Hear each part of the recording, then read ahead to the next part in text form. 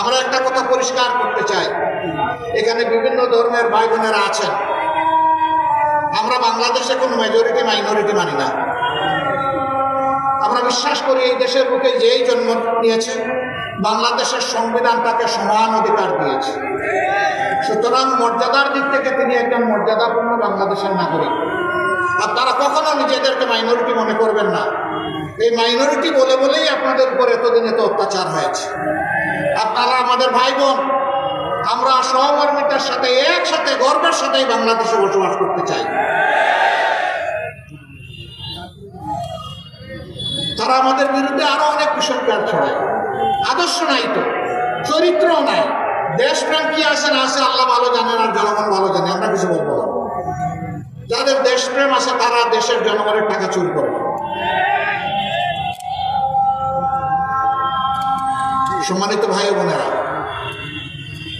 তারা বলে জামাতে ইসলামী ক্ষমতায় গেলে নারী সমাজকে ভয় দেখানোর জন্য বলে তোমাদেরকে ঘরের ভিতরে আটকায় ফেলবে, এর হতে পারবে না।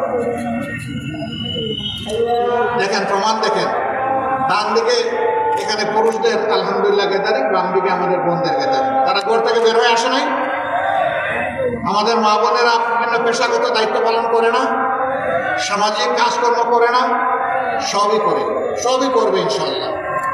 সেদিন বাড়তি দুইটা জিনিস নিয়ে আরো করবে, তারা আনন্দের সাথে করবে। একটি হচ্ছে মর্যাদা, আরেকটি হচ্ছে নিরাপত্তা। এখন তাদের সামাজিক মর্যাদাও কম আর নিরাপত্তা একেবারেই নাই। এই দুইটাই সেদিন নিশ্চিত করা হবে ইনশাআল্লাহ। রাষ্ট্রীয় দায়িত্ব পালনের ক্ষেত্রে দেখা হবে না কে কোন দলের আর কে কোন ধর্মের, দেখা হবে কিনে এই দায়িত্বের উপর এই কাজকে তুলে দেওয়া হবে ইনশাআল্লাহ।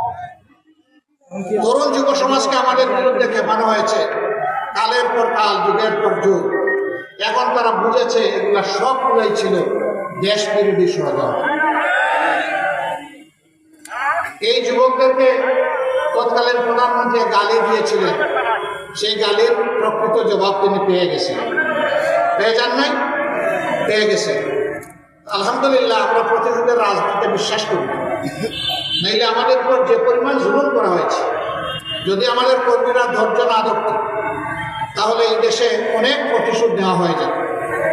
আমরা বলেছি হ্যাঁ, যতটা খুন হয়েছে সবগুলা খুনের বিচার হতে হবে। বন্ধুরা, আপনারা কিন্তু আবার লিখবেন না যে খুনের বিচার করব। মাঝে মাঝে কিন্তু মিডিয়ার বন্ধুগণ আমার কথাকে বদলাইয়া বলেন খুনের বিচার করবো। আমি বিচার করার কে? আমি বিচারক। বিচারকের আসনে বসে যারা বিচারক তারা বিচার করে। আমরা বলছি বিচার হতে হবে। এই বিচার